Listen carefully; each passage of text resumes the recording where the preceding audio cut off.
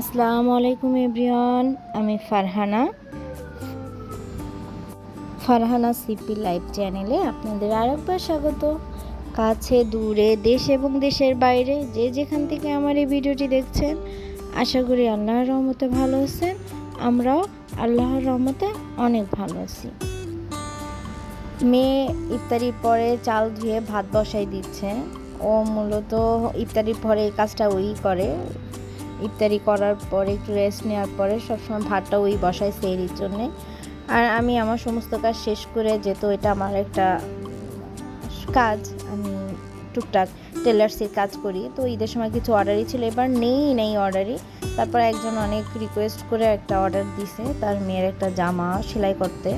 তো আমি জামাটা সেলাই করার জন্য মেশিনে আসলাম। তো জামাটা সেলাই করতেছি, কিছু লেজের কাজ ছিল আর জয়েন্টের কাজ ছিল, ওটা করতেছি। মূলত আমার বাড়ির কাজটা শুরু করার পরে থেকে আমি ওই সাইডটা এতটাই ব্যস্ত হয়ে গেছি যে আমার বিজনেস, আমার এইসব টুকটাক শখের যে কাজগুলো, এগুলো আমি প্রায় ছেড়েই দিছি, এখন করাই হয় না। যতদিন পর্যন্ত বাড়ির কাজটা কমপ্লিট না হয় ততদিন এগুলো আমার পারফেক্টভাবে আমি করতেও পারতেছি না। এবার ঈদে তো আমি আমার যে পেজে কোনো ছবি আপলোড করি নাই, কিছু না। যারা পরিচিত আছে এরা এসে কিছু কাপড় নিয়ে গেছে, আর ওইভাবে কাপড় আমি উঠাই নাই, হালকা পাতলা কিছু কাপড় উঠাইছিলাম। তো এটা হবে জামার পিছনে একটা ফ্লাওয়ার হবে বউ, আর হচ্ছে সামনে কিছুই থাকতেছে না, শুধু লেস বসতেছে। আর এটা হচ্ছে একটা গাউন হবে, ফ্লোর টাচ গাউন। তো তারা যেভাবে দেয় আমি ঠিক ওইভাবে করার চেষ্টা করি। আমাকে বলে সবসময় যে যেটা আপনার ভালো লাগে আপনার ওইটা দিবেন। তারপরও আমি নিজের জিনিসটা খুবই কম ইউজ করি, আর যেটা আমারে তারা করতে বলে ঠিক আমি ওইভাবে কাজটা করি। কারণ দেখা গেল যে আমার পছন্দ মতো করলে যদি তাদের পছন্দ না হয়। তো এই ক্যাটাগরি আমার একটা মেয়ের জামা বানাইছিলাম, সেটা দেখেই উনি তার মেয়ের জন্য এটা বানাইছে। তো কাপড়টা চিন্তা করলাম যে আজকে কমপ্লিট করে দিয়ে দেবো, এই জন্যে বসছি। ইফতারি করে কোনো কিছু করতে তো ভালোই লাগে না, দিনে যে আমার সময়টা এটা সম্পূর্ণ চলে যায় আমার বাড়ির পিছনে।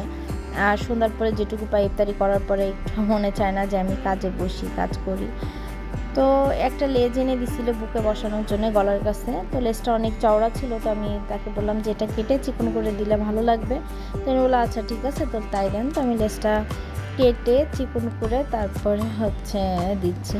আর এদিকে আমার মেয়ে অন্য সাইডে পড়তেছে আর আমি এখানে কাজ করতেছি। তো এটা কমপ্লিট করে তারপরে আমি আমার যেমন কাজ আছে, নামাজ আছে বা অন্যান্য কাজ আছে, এগুলোতে যাব। কারণ একবার সেলাইতে বসলে সেটা শেষ না নামায় যদি উঠি, আমার মনে হয় না যে ওই কাজটা পরে করতে আমার ভালো লাগে না। এই জন্য আমি সবসময় হাতে একটু সময় নিয়ে মেশিনে বসি, তো একবারে বসে আমি কাজটা কমপ্লিট করতে পারি। তো এই জন্য আমি এটা নিচে পিকুর কাজ আছে, তো আমার পিকু মেশিন নাই। তো আমি এই জন্য তাকে বলছিলাম যে বাইরে থেকে আমি দিলে একটু পিকু করে এনে দিন। তো এই জন্য আরও আগে দিতে হবে, না হলে সে বাকিভাবে পিকু কাজটা করবে। তো আমার গলার কাজটা করে তারপর আমি কোমরের জয়েন্টটা দেবো, আর মোটামুটি সব কাজই হয়ে গেছে এটার গাউনটার। তো এইসব কাজে আমি অনেক সময় অনলাইনে থেকে অর্ডারও নিই। তো আপনাদের কারোর যদি ভালো লাগে আমার হাতের কাজ, তো আমার কাছ থেকে এভাবে অর্ডার করে বানিয়ে নিতে পারেন, সেটা আপনাদের ইচ্ছা। যে কোনো ডিজাইন দেখাইলে আমি ইনশাল্লাহ করে দেওয়ার চেষ্টা করব। আমার ভিডিওটি এ পর্যন্ত যারা কন্টিনিউ করছেন তাদেরকে অসংখ্য ধন্যবাদ। আমার চ্যানেলটিকে সাবস্ক্রাইব করবেন এবং একটি লাইক দিয়ে আমার ভিডিওটি পুরা দেখবেন, এটা আপনাদের কাছে আমার আশা রইল। আর যারা আমার চ্যানেলটি এখনও সাবস্ক্রাইব করেননি তারা অবশ্যই আমার চ্যানেলটিকে সাবস্ক্রাইব করবেন এবং আমার ভিডিওটি আত্মীয়স্বজনের মধ্যে শেয়ার করবেন।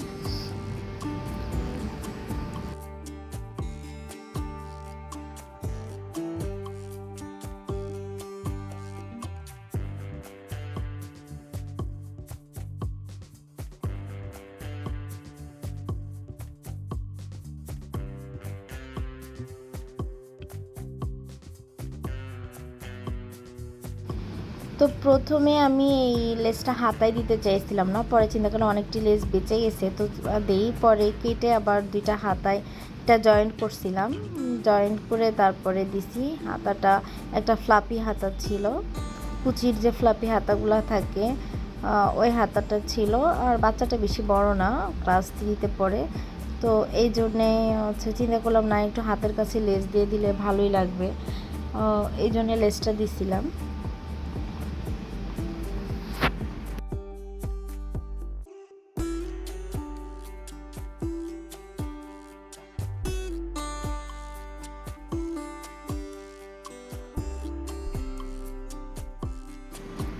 আর এই কাপড় বানানো জিনিসটা না আমার কাছে খুব ভালো লাগে, কারণ আমার পরা কাপড় পরে যখন কোনো মানুষ অনুষ্ঠানে যায় বা এই একটা বিয়ের অনুষ্ঠান বলেন, ফাংশন বলেন, যে কোনো অনুষ্ঠানে যায়, তখন আমার নিজের কাছে অনেক ভালো লাগে। আর সেই অনুষ্ঠানে যদি আমি উপস্থিত থাকি, সবাই যখন কাপড়টার কথা বলে, তখন আমার ভালো লাগাটা দ্বিগুণ হয়ে যায়। মনে হয় যে আমার কষ্টটা সফল হয়েছে, আমি কিছু করতে পারছি, যা মানুষ আমাকে বলতে পারে যে না, তার এই কাজটা ভালো হয়েছে। তো এই পর্যন্ত যেটুকু যা করছি, আল্লাহর রহমতে কেউ কোনো ব্যাড ইফেক্ট আসি নাই কোথাও থেকে, সবসময় ভালো রিভিউ আসছে। আর আমার কাপড় পরে হচ্ছে মানুষ যে বিভিন্ন অনুষ্ঠানে যায়, এটাও আমার কাছে একটা ভালো লাগার। তো আমি কমপ্লিট করে উঠে গেছি। আমার মেয়ে এশার নামাজ এবং তারাবির নামাজ দুইটাই কমপ্লিট করার পরে তারপর হচ্ছে আমরা খাওয়া দাওয়া করে ঘুমাবো। আর এই রাত্রে বেশি খাওয়া হয় না, খাওয়াটা মূলত ওই রাত্রেই হয়। এই রাত্রে ইফতারি করার পরে কেউই খাইতে যায় না, তো এই রাত্রে খাওয়াটা হয় না। নামাজটা পড়ে ওরা লেখাপড়াটা কমপ্লিট করে তারপর আমরা রাত্রে ঘুমাই। তো সকাল হয়েছে, সকালে শুয়ে ছিল, আজকে মিস্ত্রিরা আসি নাই। তো এই যেহেতু আমার এটা ভীমে পানি দেওয়া লাগবে, তো এই জন্য মা আর মেয়ে দুইজনেই চলে আসছি পানি দিতে। তো দুইজনে পাশের একটা ইসের থেকে ট্যাপের থেকে পাইপ লাগাই, তারপর হচ্ছে পানি দিচ্ছি। কারণ এই বিল্ডিংয়ের কাজ যত ভিজাবেন ঢালাই ততই ভালো। তো আমরা এই ভিজাইতে যে দুইজনেই তো পুরা ভিজে একেবারে টইটুম্পুর হয়ে গেছি, কাপড় চোপড় ভিজে গেছে। আমার বাসা থেকে, বর্তমান যে বাসা থাকি সেখান থেকে আমার যে বাড়িটা করতেছি একটু দূরে, বেশি দূরে না, তারপর বাজারের ভিতর দিয়ে আসতে হয়, হাঁটার 5 মিনিটের রাস্তা।